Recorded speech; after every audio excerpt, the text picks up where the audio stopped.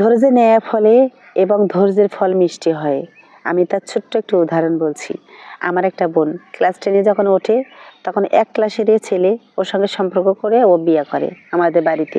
করার পরে ছেলে কোনো মতে বাবা মাকে রাজি করে ছেলে ওকে নিয়ে চলে যায় ছেলের বাড়িতে। যাওয়ার পরে ছেলে 2টা বোন, ভাই, মানে ছেলের বাবা মা ওরে এমন নির্যাতন করতো, এমন জ্বালাতন করতো, ভাতে কাপড়ে সব দিক দিয়ে অনেক জ্বালাতন করতো।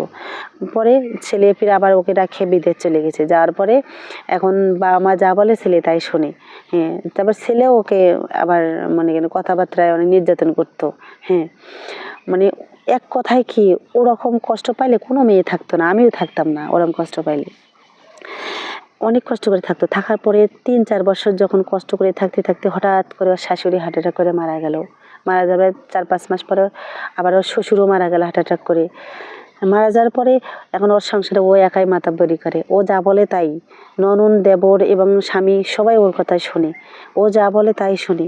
এখন আমার বাড়ি আমার মনে করেন চাচা চাচিরা সবাই এখন ওর বাড়ি যাওয়া আসা করে, ওরাও যাওয়া আসা করে। কত সুন্দর এখন মানে সম্পর্কটা এখন মধুর হয়ে গেছে। তাহলে দেখেন ধৈর্যের ফল না এ ফলে না ভাই। আমার বোন আজকে ধৈর্য ধরে ছিল বিধায় আজকে সুখের নাগাল পাইছে। ওর সংসার অনেক সুখী, অনেক ধন সম্পদ, টাকা পয়সা সব দিক দিয়ে অনেক ভালো আছে। ও যে ইচ্ছা করলে তালাক দিয়ে থিয়ে আসতে পারতো, কিন্তু ও তালাক দিয়ে থিয়ে আসেনি।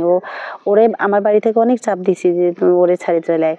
ও বলতো না, বিয়ে কয়বার হয়, আমি ওরে অনেক ভালোবেসে বিয়ে করছি, আমি ওরে ছাড়ে কখনো থাকতে পারবো না, ওরে ছাড়ে আমি কখনোই যাব না, আমার বিয়ে একবারেই হয়েছে, আমি কষ্ট দুঃখ হলেও আমি এখানেই থাকবো, আমার যে মৃত্যু হয় তারপর আমি এখানে থাকবো, আমি এই শ্বশুরবাড়ি ছেড়ে কোথাও যাব না।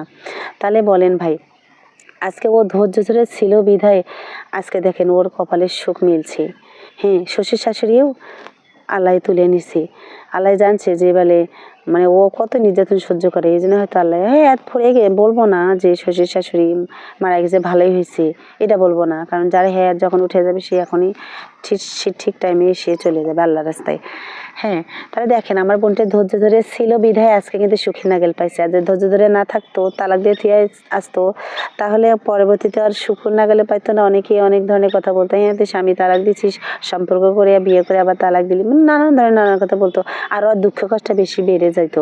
কিন্তু ও সংসারে ধৈর্য ধরে ছিল বিধায় আজকে আর কপালের সুখ মিলেছে। সেজন্য আমি আপনাদেরকে বলছি ভাই, ধৈর্য ধরে সবাই কাজ করতেই থাকুন। ধৈর্যের ফল আসলেই মিষ্টি হয়। সত্যি আমার এই গল্প দেখে শুনে আপনারা প্রমাণ পেয়েছেন। হ্যাঁ, সবাই ধৈর্য ধরে ভিডিও ছাড়তে থাকেন, কোয়ালিটিফুল ভিডিও ছাড়েন, নিয়মিত ভিডিও ছাড়েন, দেখবেন একদিন ঠিক মানে আপনাদের ভিডিও ভাইরাল হবে, ঠিক আপনারা অনেক মানে দূর এগিয়ে যেতে পারবেন, সাকসেস হতে পারবেন। আমার কথা যে ভুল ত্রুটি হয়ে থাকে সবাই ক্ষমার দৃষ্টিতে দেখবেন। আল্লাহ হাফিজ।